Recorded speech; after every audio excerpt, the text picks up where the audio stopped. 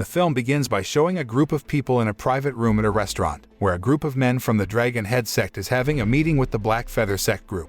The two sects were discussing their territory in the city's center, but the negotiation didn't go smoothly. Each of the leaders of the two sects insisted on having a larger territory, so there was a fierce debate between the two groups. Since both groups did not want to give in, a fight between the two most powerful sects was unavoidable.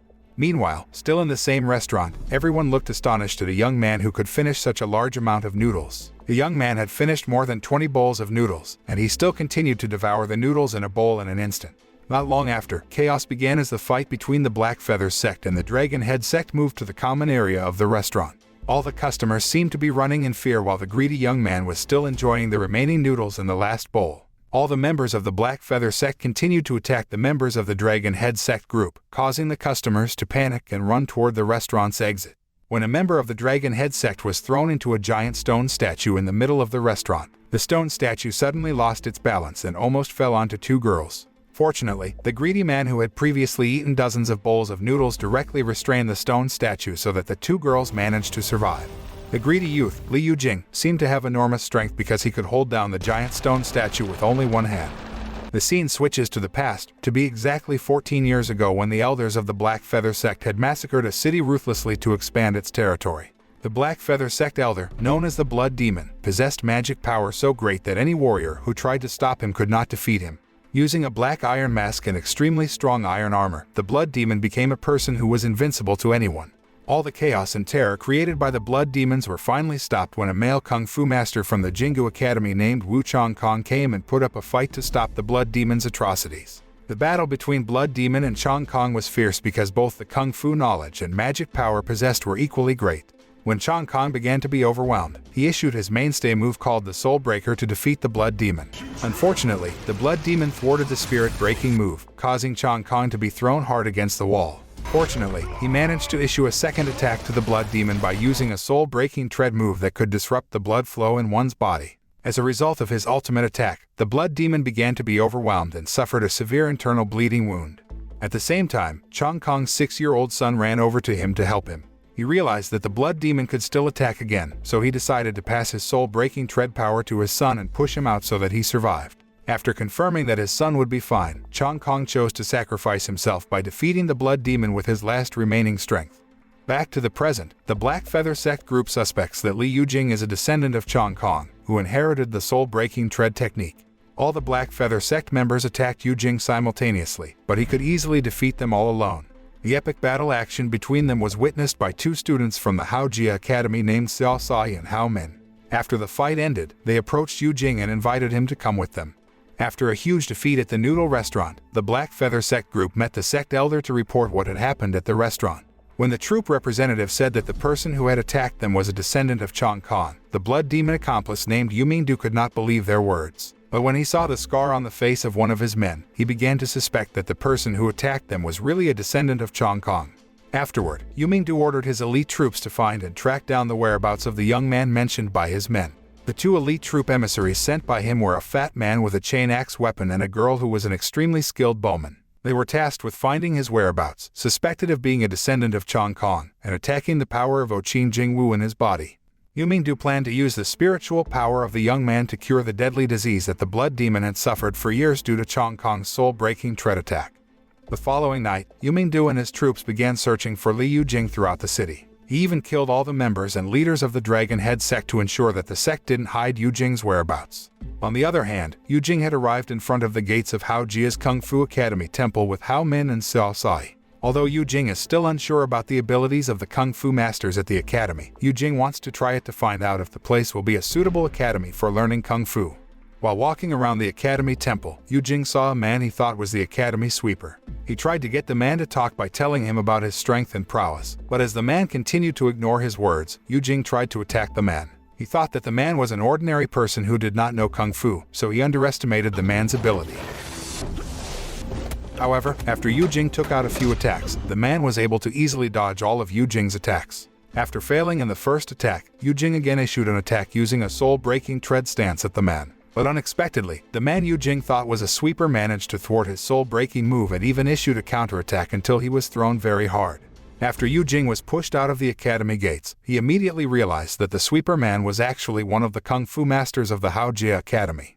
Shortly after that incident, Liu Jing returned to Master Haojia to apologize for the attack he had previously done and asked for permission to learn kung fu there. However, Master Haojia rejected him because he was arrogant. Hearing this, Liu Jing didn't just give up. He explained his motivation to learn kung fu and become a stronger person. He recounted that his 2 parents had died in the past because they were killed by criminals while traveling in the middle of the forest. Since that incident, Liu Jing has been determined to master all kinds of kung fu and become a stronger person to protect the people he loves. Feeling sympathy for his story, Master Haojia decided to give Liu Jing a chance. Soon after, Master Haojia took him to the Academy Temple, where all the students trained very hard in every field of knowledge they had mastered. Liu Jing seemed impressed by the prowess of each student who continued to improve their abilities in their respective fields. In the evening, Master Haojia took Liu Jing to the secret temple to test his abilities and level of patience. All this was done to assess whether Liu Jing was worthy and ready to become a true kung fu warrior. In the first level test, Liu Jing had to be able to dodge all the weapons that appeared from all directions and fight against a group of iron-armored warriors alone.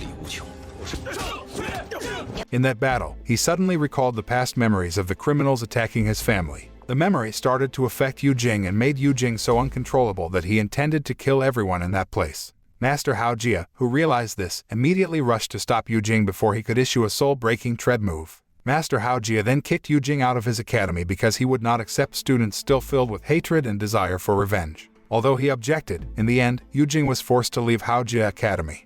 That night when Liu Jing was walking in the middle of the market in the city center, Hao Min gave him a handkerchief as a token of their friendship.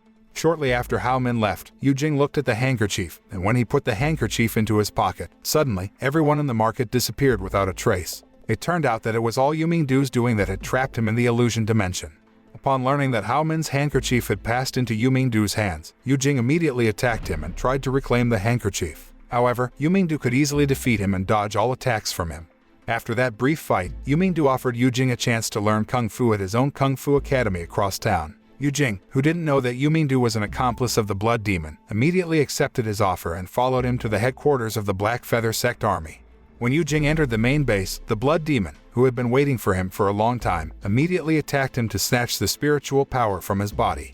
After the fierce battle between the Blood Demon and Liu Jing, the Blood Demon was finally able to defeat him and began to absorb all the energy from his body. Fortunately, he managed to release the grip of the Blood Demon's hand using his remaining strength and managed to escape from the base. Unfortunately, Hao Min's handkerchief bearing the name of the Haojia Academy was accidentally left inside the Blood Demon headquarters so they could find out where Liu Jing was hiding next.